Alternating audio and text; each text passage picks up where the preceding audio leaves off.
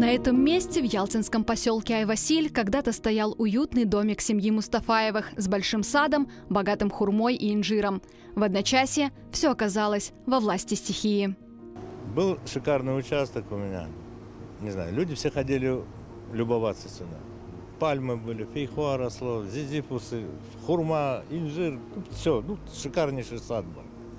Снесло все в одночасье, остались без жилья, без сада, без огорода, без участка, можно сказать. Видите, все засыпало 3-метровым слоем, щебенки.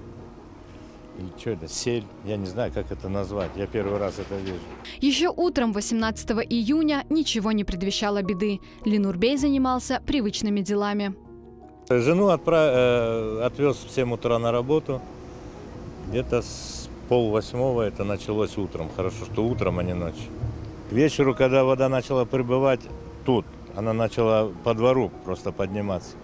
Мы вылезли по трассу, пошли до детской площадки, там как перекличка, чтобы все видели, кто жив, кто здоров, как бы поняли, да? Весь поселочек собрался, там все друг друга увидели, потом я вернулся, думаю, машину спас. Машина была на бугру, залез в машину, сына сразу друзья забрали. Я говорю, я буду в машине спать.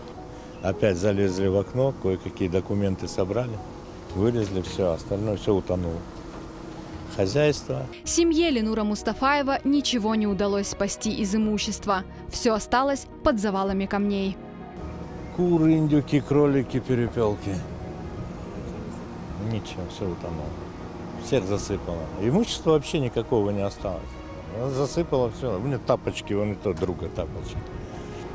Ничего у меня нет. Гол как сокол. Ленур Мустафаев вместе с супругой и сыном больше 20 лет жили в этом доме. Постепенно они обустраивали и облагораживали свое жилище. Я жил и строился, потихонечку строился. Даже не знаю, как теперь быть. И что-то надо начинать. Поздно, правда, но бесцельно утраченные годы. Да, года уже не те, конечно,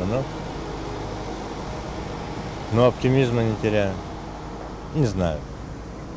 Такое неведение, еще такое состояние, как депрессия, не знаю.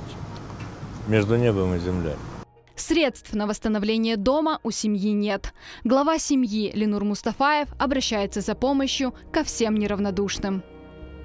Если есть такие люди, если остались такие люди, пусть помогут, чем могут. Что делать? Я даже не знаю, никогда ничего не просил. Но вот чувствую себя плохой.